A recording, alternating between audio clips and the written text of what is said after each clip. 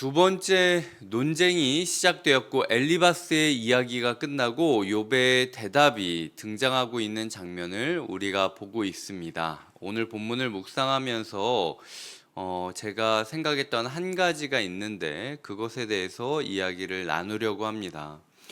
인생을 살아가다 보면은 하나님마저 나를 미워하는 것 아닌가라고 느껴지는 때가 있습니다. 내가 신에 대해서 다 알 수는 없겠지만 그럼에도 불구하고 분명히 나를 싫어하는 게 확실하다라고 느껴질 정도로 상황이 안 좋게 돌아갈 때가 있다라는 거죠. 8절과 9절을 보면 주님이 나를 시들게 하셨다. 그리고 나의 파리한 모습이 이 부분을 증거하고 있다라고 이야기를 하면서 하나님이 진노하사 나를 찢었고 하나님이 나를 미워하시는 것 같다라고 이야기를 하는 욥의 모습이 그려집니다.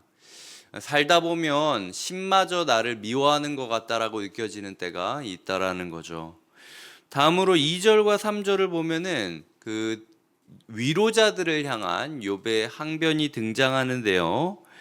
너희는 다 재난을 주는 위로자들이로구나 라고 이야기를 하며 헛된 말이 어찌 끝이 있으랴 내가 무엇에 자극을 받아 이같이 대답하는가.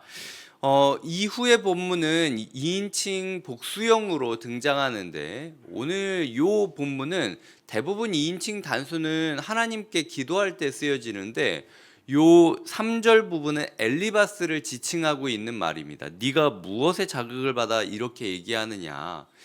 15장의 메시지가 욥에게 굉장히 큰 충격을 주었던 것이죠.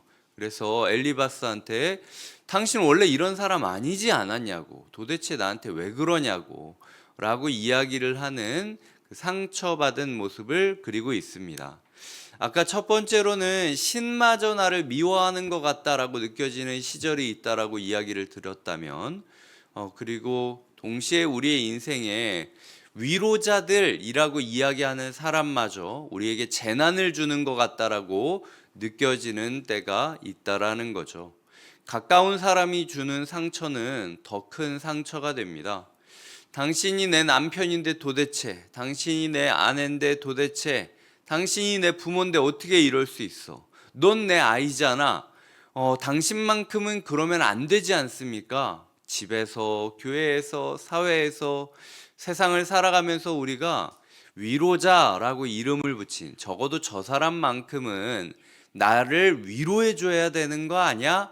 라고 기대할 수 있는 사람을 마주하면서도 너희는 재난을 주는 위로자구나. 도대체 내가 뭘 잘못했길래 무엇에 자극을 받아서 내가 무슨 말을 잘못했길래 내 말에 자극을 받아서 이렇게 얘기하느냐라고 이야기할 수 있을 정도로 사람에게 상처를 받는 날이 있다라는 거예요. 지금까지 요약드리자면 인생을 살아가다 보면 어느 순간 하나님에게 버림받은 것 같고 하나님이 나를 시들게 만드는 것처럼 말라 죽이는 것 같고 일부러 나를 미워해서 이 상황에 던진 것 같고 그 증거가 나의 얼굴에 쓰여 있고 사람들은 분명히 이런 사람만큼은 나를 도와줘야 될 것 같은데 세상에 위로자가 한 명도 없고 재난을 주는 위로자밖에 없다라는 사실이 우리를 괴롭히는 시절이 있다라는 거죠. 그런데 제가 오늘 본문을 통하여 묵상했던 내용은 16절과 17절입니다. 내 얼굴은 울음으로 붉었고 너무 울면 얼굴이 벌게지죠. 내 눈꺼풀에는 죽음의 그늘이 있구나. 이게 소위 말해서 다크서클입니다. 다크서클이 얼굴 밑까지 내려갔다라고 이야기를 하는 욥의 이야기를 그리고 있어요. 야, 나 좀 봐라. 내가 계속 울어서 이렇게 얼굴이 시뻘개졌고 눈동자도 아주 그냥 핏줄이 다 드러났고 그리고 다크서클은 완전히 끝까지 내려갔지 않냐. 하지만 17절에 그러나 내 손에는 포학이 없고 나의 기도는 정결하니라. 이런 기도를 내가 이런 고백을 할 수 있을까? 진짜 나를 싫어하는 사람 앞에라 할지라도 너는 나를 찔러 죽이는 것처럼 내 상처를 막 송곳으로 후벼파지만 그럼에도 불구하고 난 확실히 이야기할 수 있는데 적어도 난 너한테는 악을 행하지 않았다. 너한테는 막 화를 내거나 너한테는 그렇게 포악을 행하지 않았다. 그리고 내가 하나님께는 정결하다. 라고 이야기를 하는 욥의 모습을 우리가 볼 수 있다라는 거죠.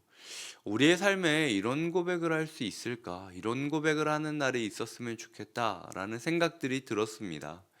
인생의 겨울을 맞이한다 할지라도 끊임없이 자기 손에는 포악이 없고 자기의 기도는 정결할 뿐이라고 이야기하는 욥의 모습에 우리를 비추어 봤을 때 우리는 인생의 겨울이 아님에도 불구하고 때때로 내가 나를 거스르는 사람을 일부러 포악하게 다루며 망가뜨리거나 폭력적으로 대하거나 혹은 깨끗한 기도를 하는 것이 아니라 나 모르겠고 나 사랑하면 내 마음대로 하게 해달라고요 라는 식으로 하나님께 정결하지 못한 기도를 드리고 있었던 것 아닌지, 인생의 겨울에서도 끝까지 순수함을 지켰던 욥을 본받아 우리도 인생의 겨울이라면 혹은 겨울이 아니라 할지라도 이런 고백을 할 수 있는 사람이었으면 좋겠다라는 생각이 드는 새벽이었습니다. 욥기가 만들어진 후대에 욥기가 있은 이후에 기록되었던 시편 24편 한참 뒤에 있었던 일이죠. 욥의 시대와 다윗의 시대는 한참 걸리지 않았겠습니까? 그런데 다윗이 썼던 시편 24편 4절에는 3절부터 6절까지를 제가 읽어드리겠습니다. 여호와의 산에 오를 자가 누구며 그의 거룩한 곳에 설 자가 누구인가? 곧 손이 깨끗하며 마음이 청결하며, 이 깨끗하고 청결하다라는 단어가 나오면서 욥 같은 사람이 시편 24편 4절에서 나타나는 여호와의 산에 오를 자, 그의 거룩한 곳에 설 자이구나 라는 사실을 깨달을 수 있다라는 거죠. 실제로 나중에 욥이 하나님 앞에 1대1로 서는 순간이 있지 않습니까? 그는 뜻을 허탄한 데에 두지 아니하며 거짓 맹세하지 아니하는 자로다. 그는 여호와께 복을 받고 구원의 하나님께 의를 얻으리니 이는 여호와를 찾는 족속이요 야곱의 하나님의 얼굴을 구하는 자로다. 셀라. 요렇게 시편 24편 4절에 기록되어 있습니다. 지금 우리가 봤을 때 욥은 아무도 이해해 주는 자도 없지만 성경은 분명히 약속하고 있는 것이죠. 욥 같은 사람은 언젠가 하나님을 반드시 만나게 될 것이다. 그는 지금 봤을 때는 복과는 전혀 거리가 먼 것 같지만 사실은 누구보다도 복에 근접해 있는 사람이다. 우리가 받아야 될 인생의 축복이 어떤 것인지 우리는 다 그릴 수도 없고 알 수도 없겠지만, 그럼에도 불구하고 어떤 상황에서든 손에는 포악이 없고 마음에는 끊임없이 정결한 기도로 하나님께 드린다면 때때로 시들어 말라가는 것 같고 주변에는 재난을 주는 위로자들만 있으며 하나님조차도 나를 미워하는 것 같고 내 얼굴이 붉어지고 다크서클이 내려가는 하루라 할지라도 반드시 우리는 복을 받게 될 것입니다. 그게 오늘 말씀을 통하여 하나님께서 약속해 주시는 것이죠. 성도님들 삶 각자 가운데 어떤 모습으로 하나님께서 역사하실지 제가 다 알지 못하지만 적어도 확실한 건 오늘 말씀 두 가지가 있다라는 거죠. 욥처럼 우리 또한 인생의 겨울을 맞이할 수도 있다.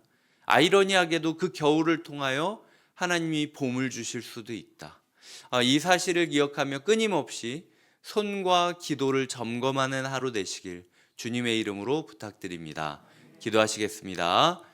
하나님, 우리 사랑하는 성도님들 주님께서 축복해 주시고 이렇게까지 여호와를 찾고 이렇게까지 하나님을 부르짖는데 하나님, 성도님들에게 미워하는 마음, 성도님들을 미워한다라고 느껴지는 일들이 없게 하여 주시옵소서. 하나님께서 나를 미워하는 것 같고 내 삶이 말라 비틀어져 가는 것 같고 주변에 위로자들이라고 불러지만 사실은 재앙을 주는 위로자들이다 라고 고백할 수밖에 없는 하나님에게 상처받고 사람에게 상처받는 시절이 인생에 있음을 고백합니다.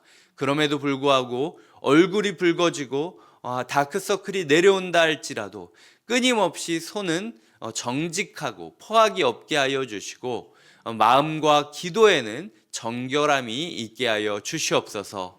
이런 과정을 통하여 하나님께서 우리의 삶의 인생의 봄을 다시 주시기를 바라며 예수님의 이름으로 기도드립니다. 아멘.